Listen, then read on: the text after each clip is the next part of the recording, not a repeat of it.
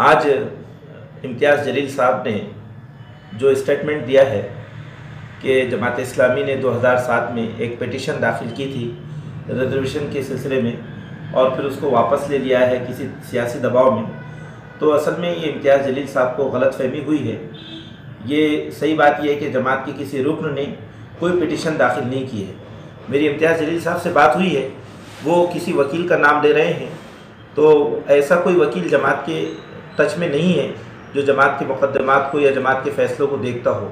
मेरी जमात के state president तौफीक असलम खान साहब से बात हुई है और जमात के जो मुल्की उमूर को जो देखते हैं, जो इस तरह के सियासी और समाजी मसाइल को देखते हैं, हमारे असलम गाजी साहब, उनसे भी बात हुई है।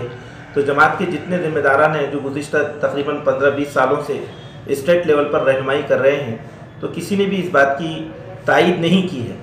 तो ये जो बयान है ये गलत मालूमात की बुनियाद पर दिया गया है कि जमात इस्लामी ने कोई पिटीशन दाखिल की है। जमात इस्लामी की पॉलिसी ये है कि जमात इस तरह के मिली इशूज़ को तमाम जमातों के साथ लेकर चलना चाहती है।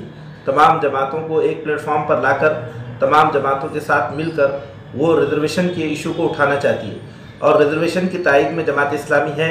इससे पहले नांदेड़ का इतना बड़ा जो मोर्चा निकाला गया, उसकी भी पूरी जो बैकबोन है वो जमात इस्लामी रही है।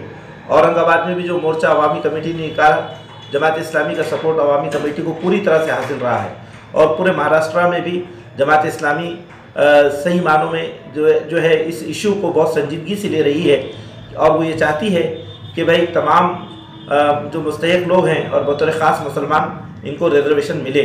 तो मैं इस मौके पर ये जो बयान हमारे एमएलए साहब की तरफ से आया है जमात के ताल्लुक़ से, उस बयान की मैं तरदीद करता हूँ और मैं तमाम लोगों को ये बताना चाहता हूँ कि जमात इस्लामी मुसलमानों के रिजर्वेशन के हक़ में है और उसकी पॉलिसी का ये हिस्सा है।